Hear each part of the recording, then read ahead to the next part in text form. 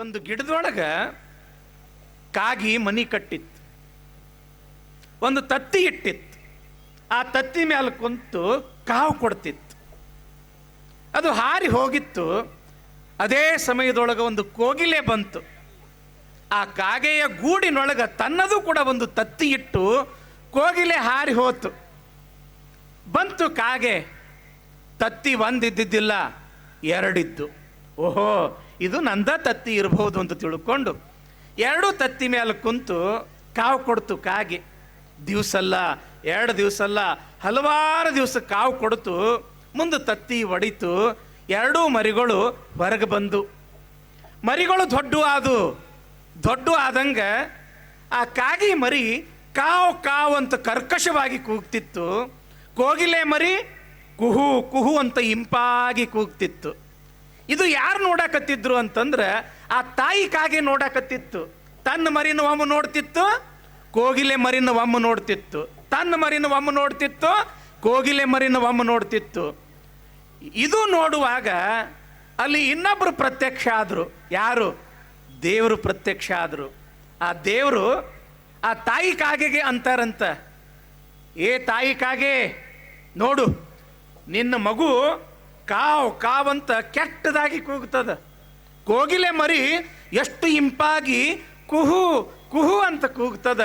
ಅದಕ್ಕೆ ನಿನ್ನ ಮರಿಗೂ ಆ ಕೋಗಿಲೆ ಮರಿ ಅಂತ ಕಂಠ ಕೊಡಲೇನು, ಧ್ವನಿ ಕೊಡಲೇನು ಅಂತ ದೇವರು ಕೇಳಿದಾಗ ಆ ತಾಯಿ ಕಾಗೆ ಅಂತಂತ, ದೇವರ ಬೇಡಪ್ಪ ನಮಗೆ. ಯಾಕಂತಂದ್ರೆ ನನ್ನ ಧ್ವನಿನೂ ಹಂಗ ಅದ, ನಮ್ಮ ಅಪ್ಪಂದು ಹಂಗ ಇತ್ತು, ನಮ್ಮ ಅಜ್ಜಂದು ಹಂಗ ಇತ್ತು, ನಮ್ಮ ಮುತ್ತಜ್ಜಂದು ಹಂಗ ಇತ್ತು. ಅದಕ್ಕೆ ನನ್ನ ಮರಿನೂ ಕೂಡ ಕಾವು ಕಾವಂತನ ಕೂಗ್ತದ. ಆದ್ರೆ ನಮಗ ಕೋಗಿಲೆ ಅಂತ ಕಂಠ ಇದ್ದಿದ್ದಿಲ್ಲ ಅಂದ್ರೆ ಏನಾತು? ಆ ಮಧುರ ಕಂಠದ ಧ್ವನಿಯನ್ನು ಕೇಳಾಕ ಕಿವಿ ಕೊಟ್ಟಿಯಲ್ಲ ಸಾಕು, ನಮಗೆ ಅದ್ರದಾಗ ಸಮಾಧಾನ ಅದ. ಜೀವನದೊಳಗೆ ಮನುಷ್ಯನಿಗೂ ಕೂಡ ಏನು ಅದ ಅದರೊಳಗೆ ಸಮಾಧಾನ ಇರ್ತಕ್ಕಂಥ ಬುದ್ಧಿ ಇರಬೇಕು. ಅಂದಾಗ ಶಾಂತಿ, ನೆಮ್ಮದಿ, ಸುಖವನ್ನು ಕಾಣಲಿಕ್ಕೆ ಸಾಧ್ಯ. ಇಂಥ ಮಠ ಮಂದಿರ, ಇಂಥ ಧರ್ಮಸಭೆಗಳು, ಇಂಥ ಪೂಜ್ಯರ ಜಗದ್ಗುರುಗಳ ಆಶೀರ್ವಚನ ಉದ್ದೇಶ ಏನಿರ್ತದೆ ಗೊತ್ತದೆ? ಏನು? ಕೇವಲ ರೊಕ್ಕ ಗಳಿಸೋದ್ರೊಳಗೆ ದುಡಿದು ದಣದು ಮನಸ್ಸಿನ ಶಾಂತಿ ನೆಮ್ಮದಿಯನ್ನು ಹಾಳು ಮಾಡ್ಕೊಳಕ್ಕೆ ಹೋಗ್ಬೇಡ್ರಿಪ್ಪ. ಬಸವಣ್ಣವರು ಕಾಯಕವೇ ಕೈಲಾಸ ಅಂಥೇಳಿ ಅಂದರೆ ಮೈ ಮುರಿದು ದುಡೀರಿ, ಎಷ್ಟು ಬರ್ತದ ಅಷ್ಟರೊಳಗೆ ಆನಂದದಿಂದ ಇರ್ರಿ, ಶಾಂತಿಯಿಂದ ಇರ್ರಿ, ನೆಮ್ಮದಿಯಿಂದ ಇರ್ರಿ, ಸುಖದಿಂದ ಇರ್ರಿ. ಆದರೆ ದುರಾಶೆಯನ್ನು ಮಾಡಿ ಜೀವನದ ಶಾಂತಿ ನೆಮ್ಮದಿಯನ್ನು ಹಾಳು ಮಾಡ್ಕೋಬೇಡ್ರಪ್ಪ ಅಂತ ತಿಳ್ಕೊಂಡು ಇಂಥ ಧರ್ಮದ ಸಂದೇಶವನ್ನು ಕೊಡುವುದರ ಸಲುವಾಗಿಯೇ ಇಂಥ ಮಠದ ಸ್ವಾಮಿಗಳು ಧರ್ಮೋಪದೇಶಗಳು ಇರ್ತವೆ. ಒಂದು ಕೊನೆಯದಾಗಿ ಮಾತು ಹೇಳ್ತೇನೆ ನಾನು ಇಲ್ಲಿ ಇರ್ತಕ್ಕಂಥ ಎಲ್ಲ ಭಕ್ತರಿಗೆ. ಏನ್ರಪ್ಪ, ಮಠ ಉಳಿಬೇಕು, ಮಠ ಬೆಳಿಬೇಕು. ಯಾಕೆ ಅಂತಂದ್ರೆ ಮಠಗಳು ಅಂತಂದ್ರೆ ಕೇವಲ ಒಂದು ಕಟ್ಟಡ ಅಲ್ಲ, ಮಠ ಅಂತಂದ್ರೆ ಕೇವಲ ಅದೊಂದು ಆಸ್ತಿ ಅಲ್ಲ. ಮಠ ಅಂತಂದ್ರೆ ಇಡೀ ಸಮಾಜಕ್ಕೆ ಶಕ್ತಿಯನ್ನು ತುಂಬತಕ್ಕಂಥ ಶಕ್ತಿಯ ಕೇಂದ್ರ ಅವು. ಇಲ್ಲಿ ಬಂದಾವ ಮಕ್ಕಳು, ನನಗೆ ಭಾಳ ಖುಷಿ ಅನ್ನಿಸ್ತು. ನೋಡ್ರಿ, ಮಠಕ್ಕೆ ಏನಿತ್ತು? ಅಪ್ಪವರು ತಮ್ಮ ಪೂಜಾ ಬಲದಿಂದ, ಅನುಷ್ಠಾನ ಬಲದಿಂದ ಇವತ್ತೇನೆಲ್ಲ ಮಾಡ್ಯಾರ ಹೇಳಿದ್ರೆ ಅಜ್ಜಾರು, ಏ ಮಠ ಭಾಳ ಚಂದ ಕಟ್ಸ್ಯಾರ್ರಿ, ಒಳಗೆ ಕುಂತರೆ ಸಾಕು. ಅಲ್ಲೇನು, ಅಲ್ಲಿ ಪಾಸಿಟಿವ್ ಎನರ್ಜಿ ಅಂತಾರಲ್ಲ, ಸಕಾರಾತ್ಮಕ ತರಂಗಗಳು ಅಷ್ಟು ಅದ್ಭುತ ಅದ ರೀ, ಮನಸ್ಸಿಗೆ ಶಾಂತಿ ನೆಮ್ಮದಿ ಕೊಡ್ತದ ಅಂಥೇಳಂದ್ರು. ಮಠ ಕಟ್ಟ್ಯಾರ, ಜಮೀನು ಮಾಡ್ಯಾರ. ಅಷ್ಟೇ ಅಲ್ಲದೇನೆ ಇನ್ನೊಂದು ದೊಡ್ಡ ಕೆಲಸ ಮಾಡ್ಯಾರ ಅಪ್ಪವರು. ಏನು ಅಂತಂದ್ರೆ ಒಂದು ಸಾಲಿ ತೆಗದಾರ. ಆ ಮಕ್ಕಳು ಇಲ್ಲಿ ಬಂದು ಕುಂತಾರ. ಮಠಗಳು ಏನು ಮಾಡ್ತವ ಅಂತಂದ್ರೆ ಕೇವಲ ಶಿಕ್ಷಣ ಅಷ್ಟೇ ಕೊಡುವುದಿಲ್ಲ, ಶಿಕ್ಷಣದ ಜೊತೆಗೆ ಸಂಸ್ಕಾರವನ್ನು ಕೊಡ್ತಾರೆ.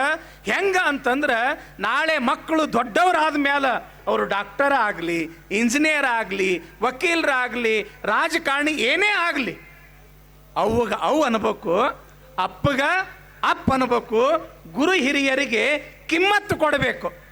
ಇಂಥ ಮಕ್ಕಳು ತಯಾರಾದ್ರೆ ಹಡದು ಹೊಟ್ಟಿ ಥಂಡಗಿರ್ತದ.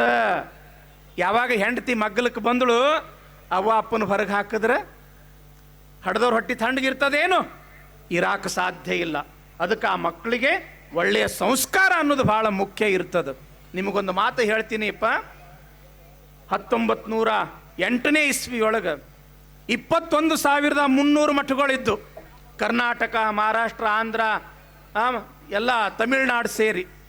ಈಗ ಉಳಿದಿದ್ದು ಕೇವಲ 3,000 ಮಠಗಳು ಉಳಿದಾವ. ಕೇವಲ 3,000 ಮಠ ಉಳಿದಾವ.